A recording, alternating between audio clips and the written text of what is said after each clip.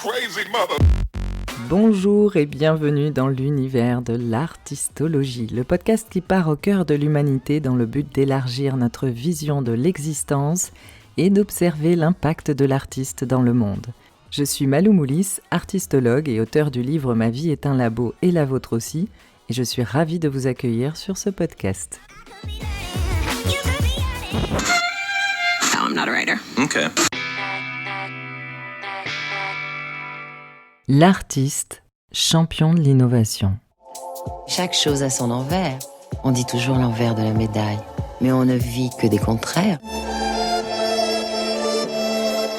L'innovation est l'action d'innover. Bon, jusqu'ici tout va bien. C'est-à-dire d'introduire quelque chose de nouveau en termes d'usage, de coutumes, de croyances, de systèmes scientifiques. En matière économique, l'innovation est une évolution significative d'un produit, d'un service ou d'un processus de fabrication qui apporte quelque chose de nouveau, d'encore inconnu et qui utilise une technologie nouvelle issue de la recherche. L'innovation résulte à la fois d'une nouvelle idée faisant appel à la créativité, d'une réalisation concrète et de la réponse aux attentes des consommateurs.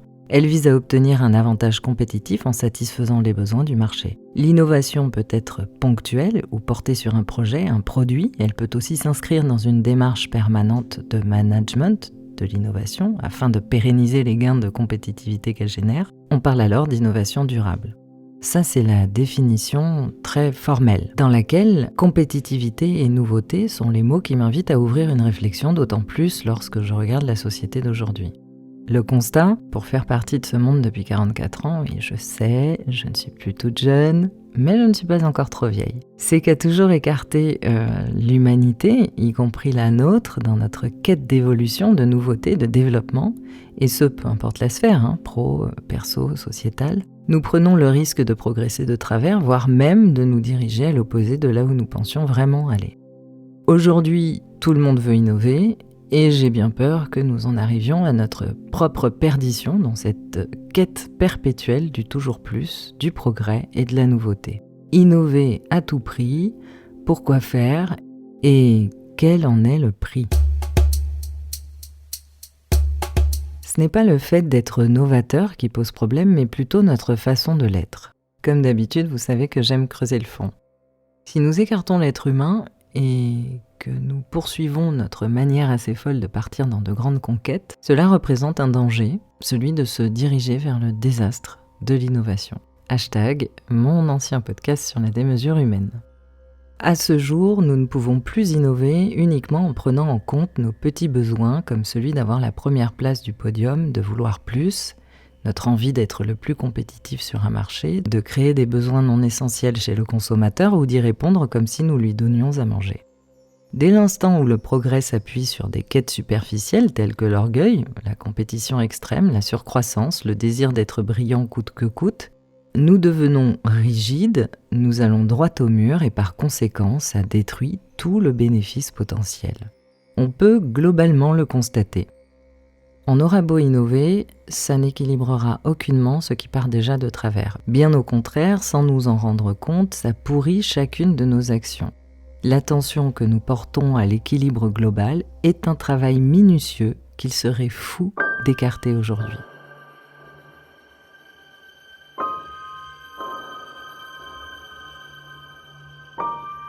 Nous ne pouvons pas innover sans vision, et on ne peut pas être visionnaire en écartant le sens profond. Donc on ne peut pas porter une vision sans se regarder soi-même avec la plus grande des transparences et dans notre pleine vérité. Si nous regardons constamment ce qui se passe à l'extérieur, nous aurons un point de vue très réduit, car nous omettons de prendre en compte quelque chose qui fait partie du monde, nous-mêmes. Plus précisément, notre intériorité et ce qu'il s'y passe. Alors non, pardon, nous n'oublions jamais notre petit nombril parce que nous savons très bien nous regarder par le prisme de l'ego qui nous amène dans le faux semblant et nous écarte de toute responsabilité. En revanche, nous, les humains, avons énormément de mal quant à la mise à nu de soi, la responsabilité et la lucidité que nous posons sur nos propres agissements. Nous sommes des petits goupils. Pour le coup, l'artiste va considérablement nous aider.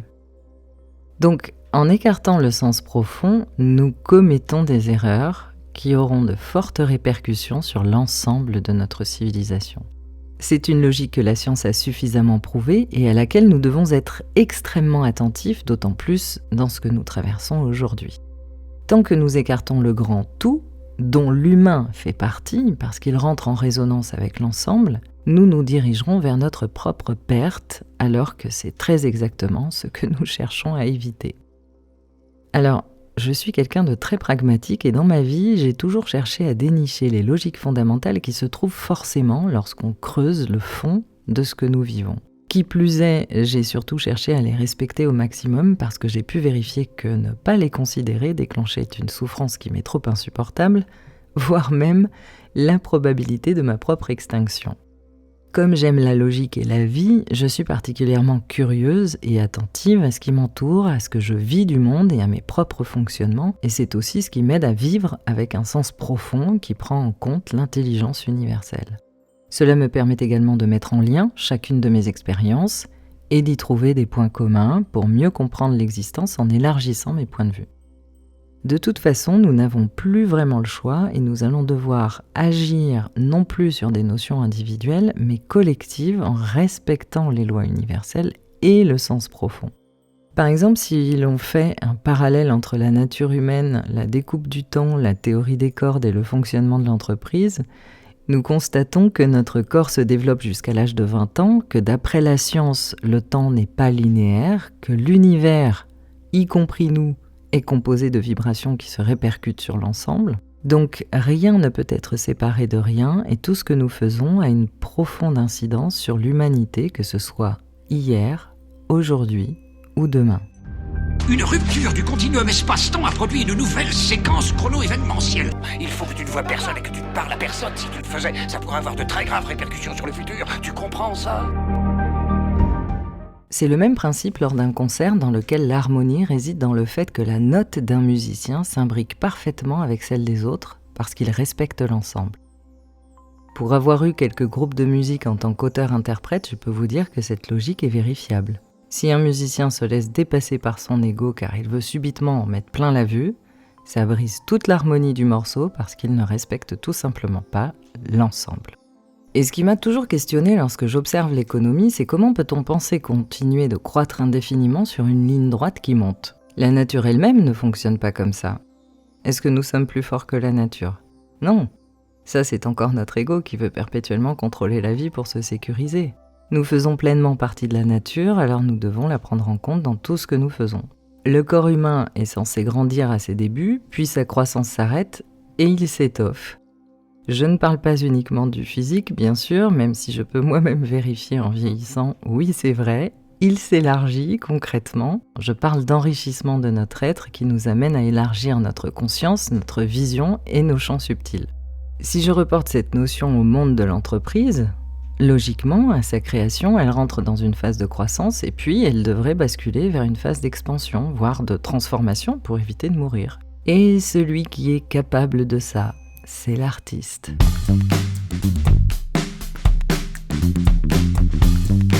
Même si c'est cohérent, je comprends que ce ne soit pas si facile à mettre en place parce que la croissance est rassurante.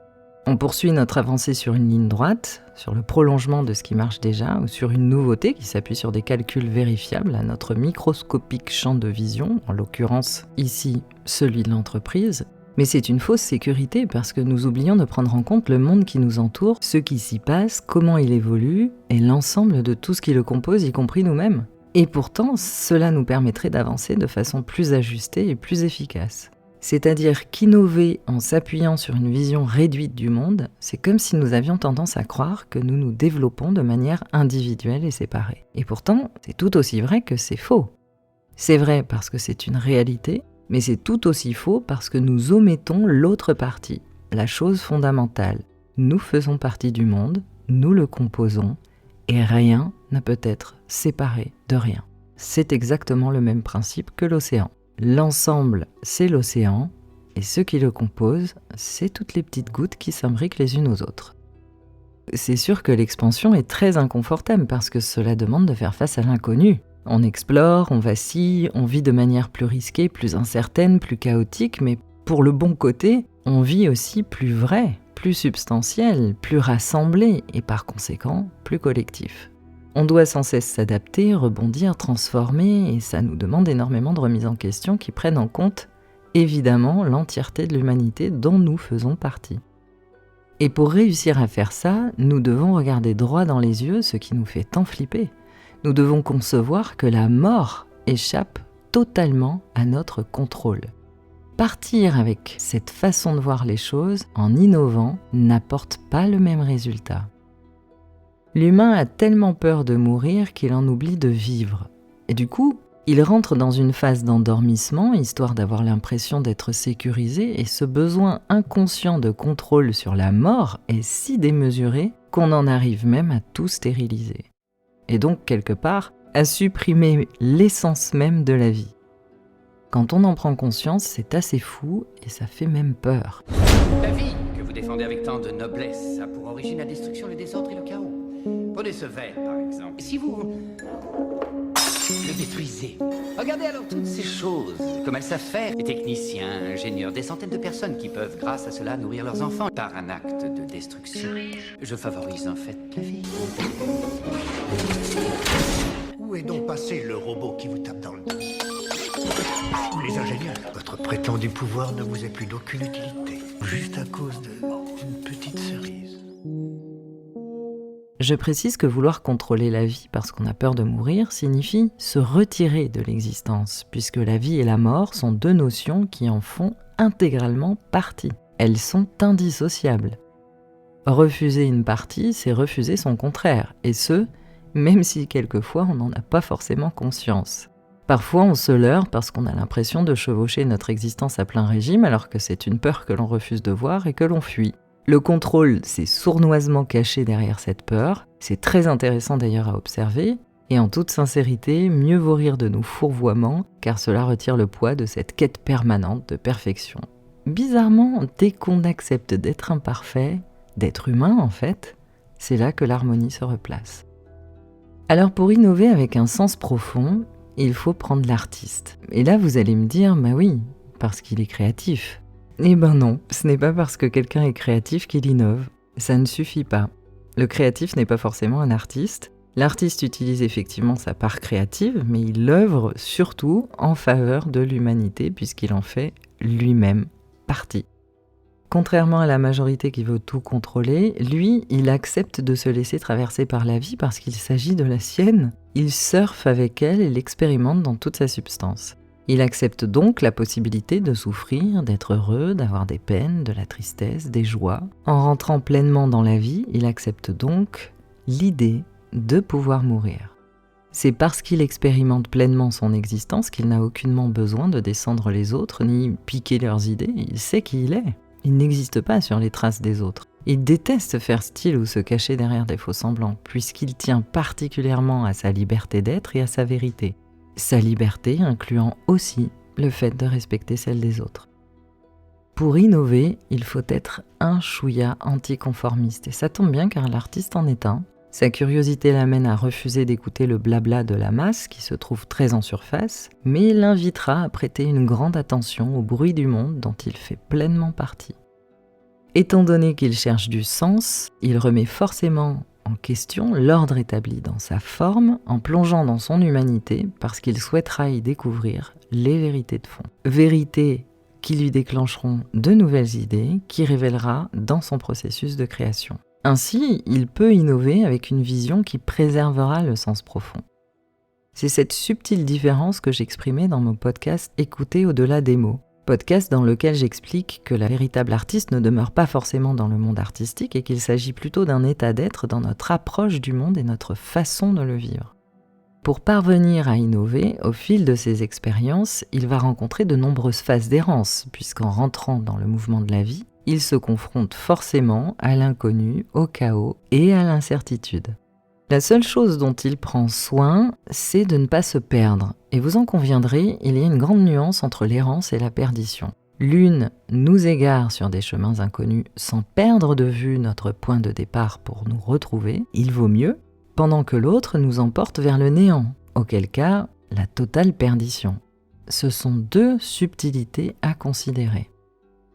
L'artiste visite également sa multiplicité et son humanité, et c'est pourquoi il n'attribue pas trop d'importance à sa petite appartenance, comme par exemple « je m'appelle Malou, je suis avéronaise, je travaille dans telle entreprise et j'ai ci et j'ai ça ».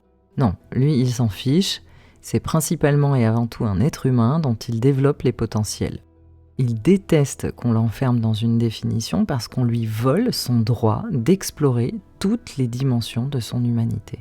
Ce qui lui importe, c'est le sens avec lequel il actionne, parce que je le répète, il navigue dans l'essence du monde. Et dans l'essence, il y a essentiel. Il œuvre donc pour quelque chose de plus grand que lui-même qui nourrit son être et qui dépasse de loin son petit ego. Il prend en compte l'équilibre et l'essentiel de ce qui compose notre planète, dont il fait partie, parce qu'il s'appuie sur une logique plus fondamentale. Sa captation du monde, de l'entreprise ou plus largement de la vie sera donc différente. C'est en incluant ces paramètres qu'il devient force de proposition et qu'il peut innover en préservant ce fameux sens profond.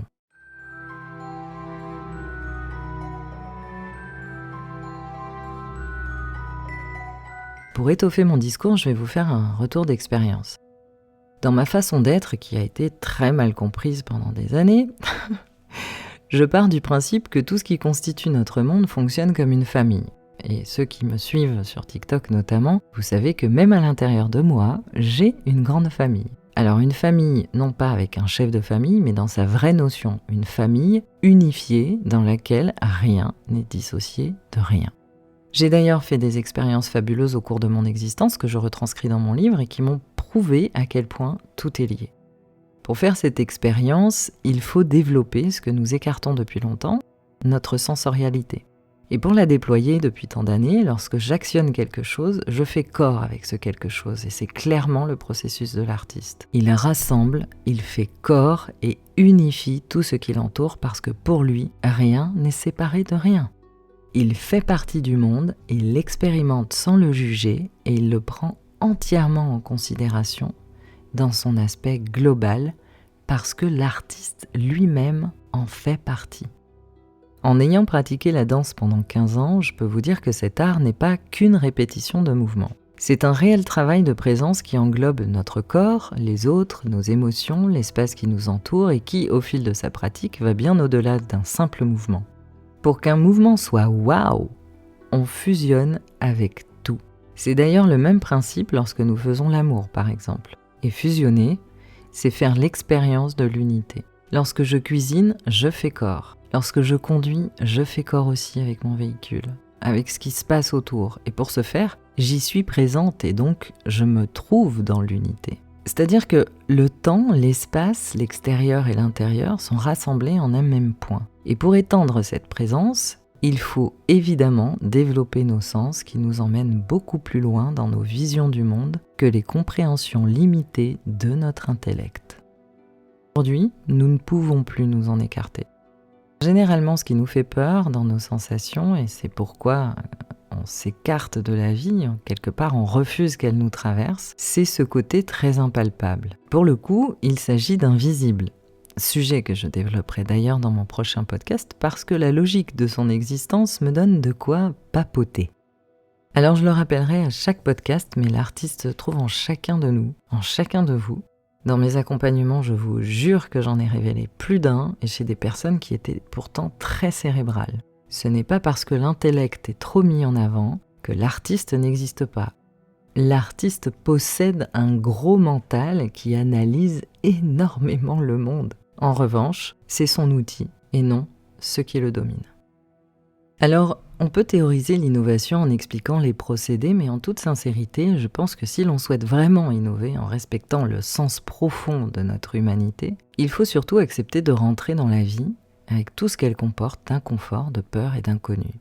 L'artiste qui se trouve au fond de vous va grandement vous aider à devenir responsable de votre existence, en étant libre de la chevaucher, tout en prenant en compte le fait que vous fassiez partie d'un tout, et surtout en y faisant de belles découvertes. Quoi qu'il advienne, n'oubliez pas que l'artiste sauvera le monde.